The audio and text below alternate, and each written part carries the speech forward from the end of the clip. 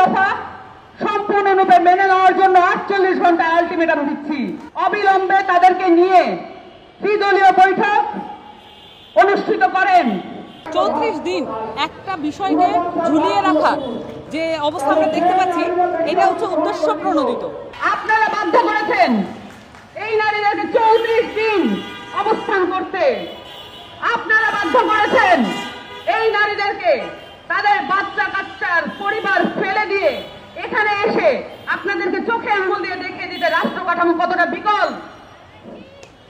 অবশ্যই 48 ঘন্টার মধ্যে এখানে এই নারীদের যত ধরনের সুযোগ সুবিধার অভাব আছে এবং তাদের বেতন যে কেটে নেওয়া হয়েছে, এবং আপনারা জেনে থাকবেন, আমি আরেকটা বিষয় বলি, এখানে যারা জুন মাস ধরে অবস্থান করেছেন সকলের বেতন কেটে নেওয়া হয়েছে আরো একবার।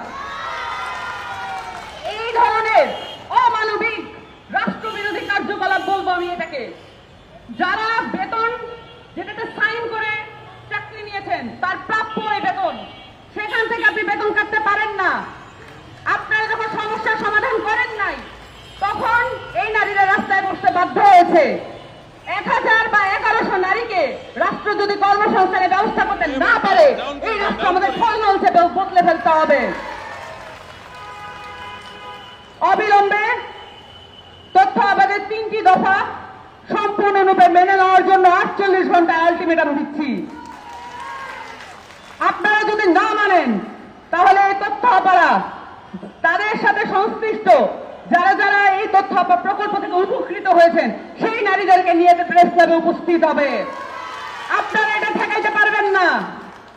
আবারও বলে দিচ্ছি, অবিলম্বে তাদেরকে নিয়ে ত্রিদলীয় বৈঠক অনুষ্ঠিত করেন এবং তাদের সকল দাবি মেনে নিন। যদি মেনে না নেন তাহলে তাদের এই চলমান অবস্থান চলমান থাকবে। দেখেন, তোতপা প্রকল্পের নারীরা আজকে 34 দিন ধরে এখানে অবস্থান করছেন। একটা বিষয় সমাধান হতে 34 দিন লাগে না। ওনারা একাধিকবার, প্রায় 20 বারের উপরে বিভিন্ন মন্ত্রণালয়ে তারা স্মারকলিপি দিয়েছেন, চিঠি দিয়েছেন। তাদের সাথে বসার কোনো উদ্যোগ নেওয়া হয়নি এবং বসার উদ্যোগগুলোও ছিল খুবই প্রশ্নবিদ্ধ। তারা বারবার বলেছেন ত্রিপক্ষীয় বৈঠকের কথা, কিন্তু ত্রিপক্ষীয় বৈঠক না করে শুধুমাত্র তাদেরকে গুটি কয়েক ধরে নিয়ে ইন্টিমিডেশন প্রসেসের মাধ্যমে তাদের সাথে মিটিং করা হয়েছে। আজকের পরিষ্কার, আমি এর আগেও এসেছিলাম, আপনারা জানেন যে ওনারা ঈদের দিনও এখানে অবস্থান করেছেন, কোরবানির ঈদ ওনারা এখানে করেছেন। এবং আজকে আমার মেসেজ হচ্ছে যে 34 দিন একটা বিষয়কে ঝুলিয়ে রাখার যে অবস্থা আমরা দেখতে পাচ্ছি, এটা হচ্ছে উদ্দেশ্য প্রণোদিত।